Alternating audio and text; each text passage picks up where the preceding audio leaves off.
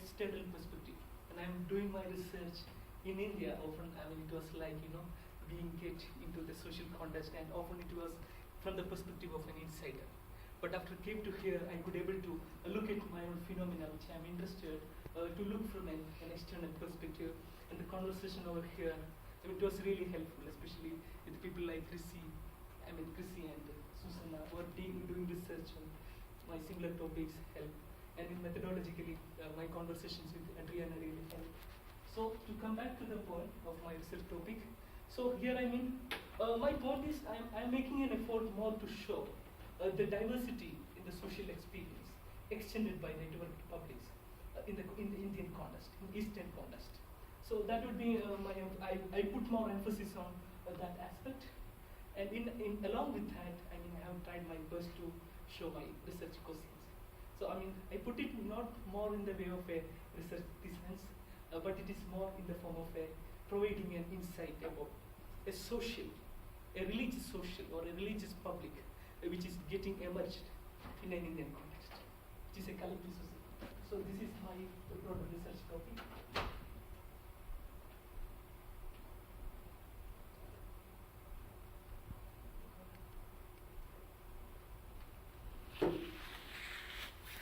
Yeah. So to begin with the Kerala Muslims. So the interesting thing about Kerala Muslims is that Kerala is home to words for greatest religions. One is Hinduism, Islam, Christianity, and Marxism. She has used it in a very interesting way, in the sense that Marxism and atheism have both getting influenced by religions, as well as they are influencing religions in the context of Kerala. And there is a political party based on Marxism, which is one of the most important ruling party in the context of Kerala.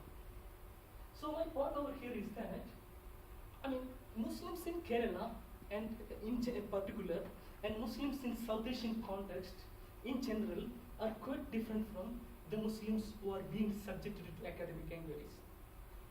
To put more clear, in academic inquiries we most often see Muslims who are from Arab context, where they are living as majority. And secondly, we also see Muslims from context like Western context, where they are newly introduced to a multicultural society.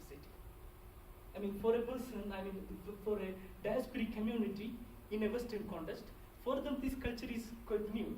For a converted person as well, this culture is quite new. But what is quite interesting with the South Asian context is that there is a centuries-old history of different communities coexisting in a geographical location, as well as they are sharing a common language. So that is quite particular with the context of Kerala. So as far as Muslims are concerned, Kerala is home to nearly 8 million Muslims. And another thing, they are speaking Malayalam, which is also the language of the large secular community over there, and also known as Malayali Muslims. And another very important point about Kerala Muslims is that a quarter of them, 25% of them, are working in GCC countries, like Gulf countries like Saudi Arabia, Dubai, Kuwait. It is quite interesting in the sense, and most of them are working, they are quite different from the diasporic community in Western context. The diasporic community in Western context, they are living with their family over here. But the pattern of the migration in this case is that they are going alone. A person is going alone to work there, and his family is left here. So the connection is, very strong among them between the family, and they come between over a period of 2 years to spend 3 to 4 months back home. Then they will go again to work. So that is why this place has a very strong connection with Arab countries, and this connection with Arab countries have an influence in the formation of religious identity as well. You can see since this migration pattern very strongly started since 1970s. Since 1970s, a large number of Muslims who are going to places like Saudi Arabia started the trend of accepting trends like Salafism and Wahhabism, which is the most important followed form of Islam in Saudi Arabian context. So this is the impact of migration in one level in the formation of the religious identity.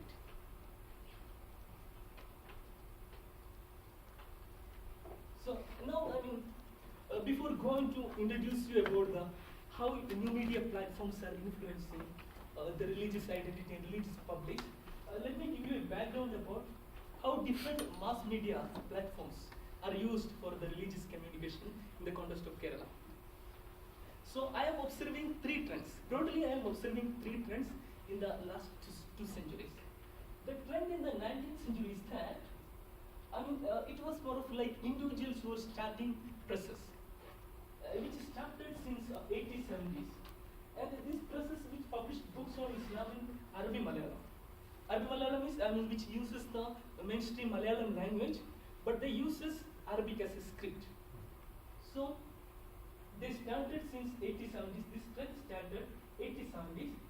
And three towns like Tirunelveli, Talasheri, and Ponnani became the centers of Islamic printing and Arabic Malayalam printing.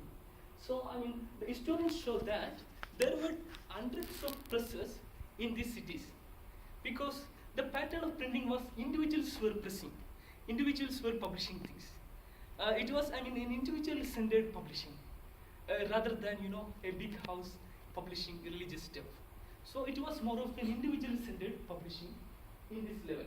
That is why an individual has more direct control in deciding the content of the publication rather than any religious authority or a group of religious authority.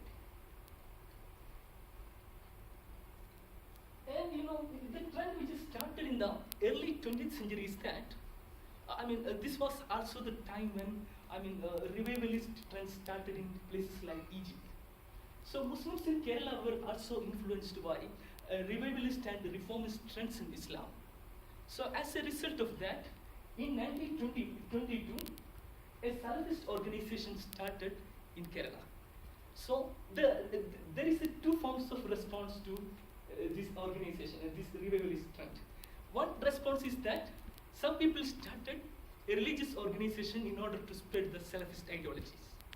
The second organization started in order to counter the Salafist ideology. So both of them ultimately resulted in the formation of the new trend of religious organization, and which have a structure quite similar to political parties. Like there would be one president, secretary. So this is their organization structure. And as a result of that, along with that, what they have did is that they also started a series of publications. Initially, it was more of like they used printing technology. At present, there are 6 major religious organizations in Kerala, and they formed based on different ideological orientations within the broader Sunni Islam, like Salafi, political Islam, Sufi trends. So there are such major religious organizations. So they have their own daily newspapers.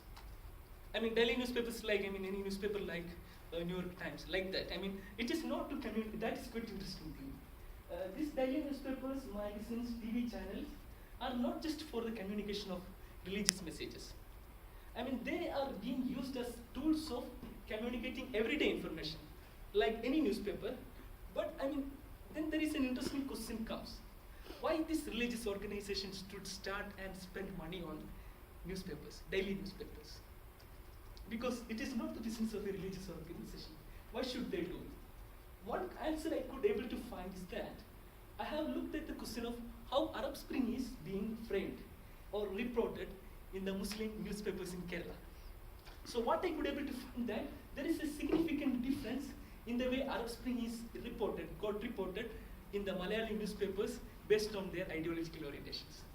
Like political Islamist organizations considered it has a booster for their ideology. But at the same time, Sufi newspapers shown it from a very negative perspective. So in a way it shows that, one way it will help them to gaining cultural and social capital, and secondly it will help them to look at the world views from the religious perspective. And thirdly, it also helps them to gaining cultural and social capital. So one important point over here is that all these religious organizations have their own connections to the political parties. So in the Kerala Assembly, the president of one of the major religious organization is also the president of a political party. And this political party has 25% of the members. Not 25 exactly, 20% of the members in the Kerala parliament. So I mean, it clearly shows their influence in the political sphere and the social capital. And for all these purposes, they are using newspapers, magazines, and TV channels. So this is the background. But I mean, now the question is that what is happening with the coming of new communication technologies? What I have observed is that I could able to see three kinds of publics which are emerging with the help of networked publics, with the help of social media and using the online platforms. The first part is the larger discussion groups. Larger discussion groups, I mean, if you can see, these larger discussion groups generally formed in Facebook is for to discuss all aspects. I mean, they will discuss anything under the sky, from politics, social issues to anything under the sky. So they have a large number of members. If you look at this side, you can see this group has 50,000 members, more than 55,000 members. This is another group, you can see. This group has more than 160,000 members in Facebook. So what happens with such a discussion group is that every day in such discussion groups, there would be 12 to 14, 15 posters on different aspects, politics, social issues, religion as well. So in such publics, in such discussion groups, religion also become a matter of discussion. People will post subjects related to religion in such discussion groups. So as a result, what happens is that a small public within a larger public is getting emerged. So here, as a result, what is happening? There is a coming together of people from different ideological orientations. They are looking at things from different logics. I mean, if it is a post on Islam, the person who may respond to it, or the person who may see this would be persons who belong to different ideological orientations within Islam. Or, I mean, it might be from all strata of the Malayali community. So that is good, I mean, something new, which is being brought, right, in new media platforms. But I mean, if you look at the offline forms of communication, most of it in the communication would be between the adherents of a particular ideology. A person from Sufi ideology, by and large, may not read the magazine of which is published by a Salafi organization. But with the coming of new media technologies, there is a communication which is happening between people with the different ideological orientations. This is the first kind of group. And the second kind of group is more of like an homogeneous group. Homogeneous group in the sense, these sort of groups are formed to discuss particular topics or particular ideologies. I mean, here you can see they're discussing the idea of, just only to discuss the idea of divinity in Islam. So this group has nearly 29,000 members. So different from the first group which we discussed, the audience would be very specific. In the first group, even if a person doesn't want to pay attention to one topic, he may come across with that topic. Suppose if I have no interest in Salafism, even if I open that Facebook post, that Facebook discussion group, issues connected to Salafism will come in front of my eye. I cannot escape from that. But here it is more of like, it is something like selective. So this is a just discussion group just to debate between the Salafis and political Islams. And this is something new, this is known as Bilex Messenger. Bilex Messenger is a platform in online which will help you to have discussions within that. So I mean, you have to take one drone for that. So this is that platform. And this is the second kind, third kind of publics which are emerging. This kind of publics are formed in the comment box. I would call it a comment box publics. This sort of publics, what happens? These are formed around, one, it would be formed around the individual profile of a person, and secondly, it will be formed around the profiles of important religious scholars.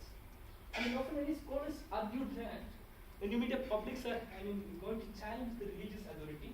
But what is really happening is that in the context of Kerala, religious scholars are extending their authority into new media platforms. Suppose you can see here, this scholar has started a Facebook discussion group, and you can see that he has 25,000 likes in Facebook. So in a way, in offline space, this person may not be able to simultaneously reach into, 25,000 people. Sorry, 250,000 people. But Facebook is enabling him to a wide reach. But what is the kind of public emerging out of that? If he posts something in this Facebook, it will create a kind of discussion. Like people from a conflicting ideologies will say, no, you made this point. No, it is not right. Have a disagreement with that. So as a result, people with the different ideologies come together and they will debate each other. So this is like, this is, I would like to show the reach of this. You can see this post has more than 64 comments. The post of an individual has more than 64 comments.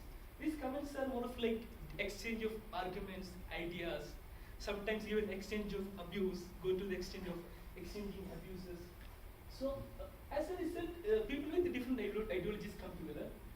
Here what happens is that just even if a person doesn't want to debate with a particular person, now this person will come to your comment box and say, you said this, I have another side to your argument. What is your point on that? So that would be the quite interesting. You cannot escape from different other sides of your argument in this sort of way.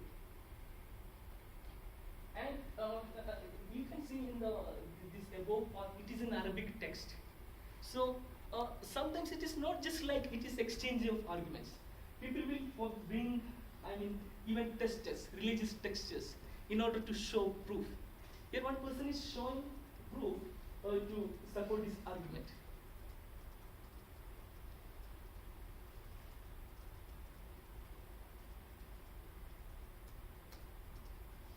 So I was just giving a background. I will very briefly present my research arguments in front of you. So these are the constructs which I am interested to look: identity, religious identity, expression of religious identity, formation of or construction of religious identity, network of this, Malayali Muslim. I think given the time limit, I'm not going to theoretical debates. I'll give you a 5-minute warning. Yeah, I will just,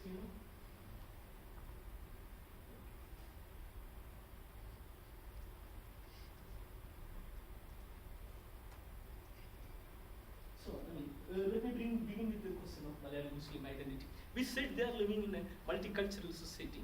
So their engagement is they are simultaneously in and out of the eventually community of Kerala as communally harmonious and literate. It is not a straightforward and simple case of Muslims as other. In the representations, in the engagement with the larger community, it is you cannot simply put them as other. But there is a simultaneous exchanges are happening.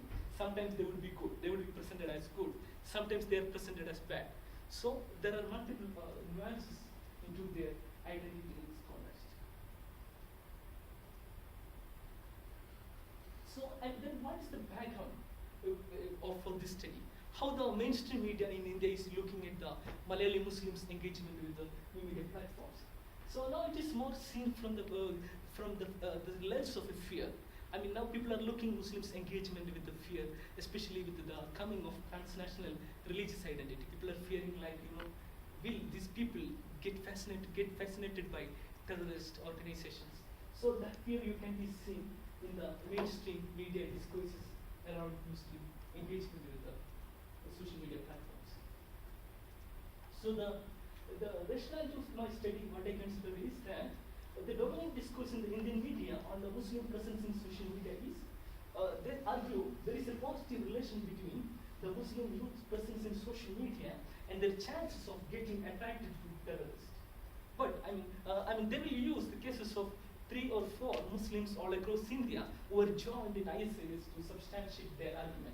But often overlooked in such arguments is the fact that in what ways the new communication technologies affecting Muslim societies and cultures is quite connected to the complex dynamics within the social and political structures of respective Muslim societies and cultures. Let me read out this then. Right?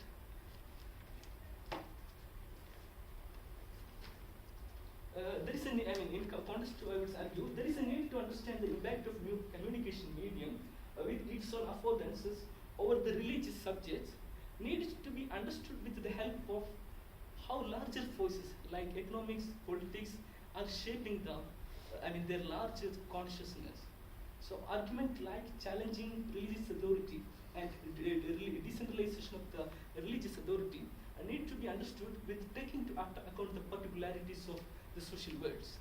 The chances of a Muslim who were subjected to violence in Bosnia, the chances of him getting attracted to terrorism is very high than a place where people are living in a amicable way. So broadly, I would like to understand and explain the nature and characteristics of Muslim publics getting emerged in the Malayali cyber environment. To understand the ruptures and continuities brought by the engagement with the networked publics in the religious self-identification and formation of the religious identity among the Malayali Muslim youth. To understand and explain how the Muslim collectives or Ummah formed based on the ideological and theological movements in Islam, such as Salafi or Sufi, or to meet political goals, are getting redefined and extended in networked publics. But to further substantiate this point, often studies in the Western context say, new media platforms are providing a platform for individual forms of religious meaning making. So the point over here is that, is this relevant in the context of collective societies, where they have collective platforms? How can we, and they also argue, people are challenging religious authority using the affordances of the new media platforms. So the point over here is that in collective societies as well as the religious organizations are in a very organized and structured manner, how this process is happening, what are the ruptures and continuities? That would be the question I'm interested in. Yeah, I think research question, it is in continuation to it. It will be time consuming. So let me jump to my methodology. So I'm using the tools of both ethnography and ethnography. So I'm taking one point from COSINET here in order to justify my decision of using both ethnographic tools and ethnographic tools. The question over here is that many people asked me, why should you use ethnography? Because I personally have decided to go to Dubai in order to study, the Muslim religious identification. People ask me, why should you go till there, spending a lot of energy and money? You can sit at your room, look at Facebook, and you can make conclusions and produce papers. But my point over here is that, and in lines with what COSINET says, is that those social media platforms or networked publics is providing you only one aspect of the social, which is getting emerged. I would like to give you an example, a representative of this argument. There was an issue of a blasphemic post from a school teacher. So, and after that, when somebody contacted this person and asked, how come you make a blasphemic point about religion? So he said that there is a contest for, when I was making this comment, this particular comment. In that point of time, I was working in a school belongs to a religious organization, and they fired me from the school. And I was so frustrated. And I was typing all these things as a comment to a particular post. But suddenly, he also used some abusive words. And suddenly what happened is that people made a screenshot of it and they disseminated this message across the new media platform. So the point over here is that, this is the context behind his comment. If you have not had a conversation with this person, just looking at this text, you will say, oh my God, this guy is making, a blasphemous statement. And you will also we can also make a theory saying that, internet-based platforms are helping people to make, any sort of comments about their religion. That is one context. Then another example is that, presently there is an argument going on that often very abusive exchange of arguments are happening between people who belong to different religious orientations. One question I would be interested is that how the frustrations in the everyday life is reflecting in such comments.